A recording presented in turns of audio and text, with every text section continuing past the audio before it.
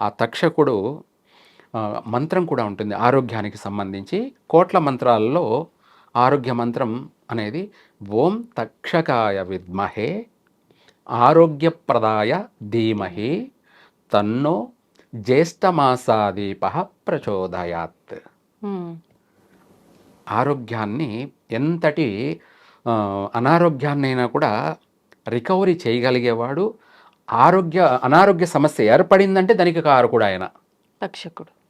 వాళ్ళ కర్మలను బట్టి వాళ్లకు ఏ వ్యాధి ఎప్పుడు రావాలనో అది అప్పుడే వస్తుంది. అది డాక్టర్ అయినా, అది పండితుడైనా, పామరుడైనా, ఎవరికైనా సరే 24 గంటలు అనునిత్యము 100 మందిని సేవ చేసేటువంటి డాక్టర్, సేవ్ చేసేటువంటి వైద్యుడైనటువంటి ఆయనకు కూడా అనారోగ్యం అనేది వస్తుంది. అది ఎప్పుడు రావాలో అప్పుడే వస్తుంది.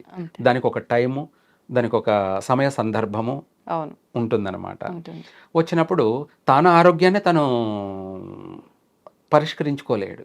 తాను ఇంకొకరిని సంప్రదించాలి, తను ఇంకొకరిని సంప్రదించాలి. అదే తాడు తన్నేవాడు ఉంటే వాడు తల తన్నేవాడని దానికి పైన ఇంకా వీళ్ళందరికీ కలిపి పైవాడు ఎవడంటే భగవంతుడు, ఆడే తక్షకుడు.